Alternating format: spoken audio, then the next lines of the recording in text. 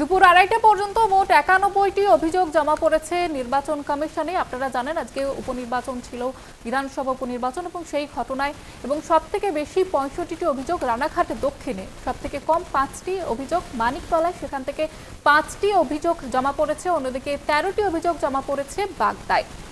আজ 4টি কেন্দ্রে বিধানসভা উপনির্বাচন এবং সেই ঘটনায় বাগদায় 13টি অভিযোগ জমা পড়েছে এখনো পর্যন্ত, এবং সবথেকে কম অভিযোগ জমা পড়েছে মানিকতলা থেকে, সেখান থেকে 5টি অভিযোগ জমা পড়েছে নির্বাচন কমিশনে, এমনটাই জানা যাচ্ছে।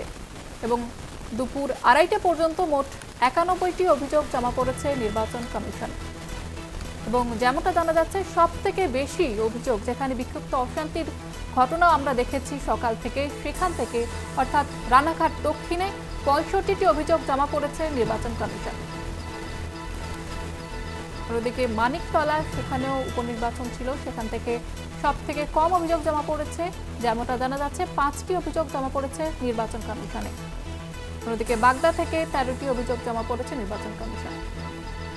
এ বিষয়ে আরো বিস্তারিতভাবে জানবো, টেলিফোন লাইনে রয়েছে প্রতিনিধি সত্যসুন্দর ভট্টাচার্য। সত্যসুন্দর, কোথায় কতগুলি অভিযোগ জমা পড়েছে এখনো পর্যন্ত? নির্বাচন কমিশনে এই 4টি বিধানসভা কেন্দ্রের উপনির্বাচনে দুপুর পর্যন্ত প্রায় 91টি অভিযোগ জমা পড়েছে এবং সবচেয়ে বেশি অভিযোগ জমা পড়েছে রানাঘাট দক্ষিণ বিধানসভা কেন্দ্রে।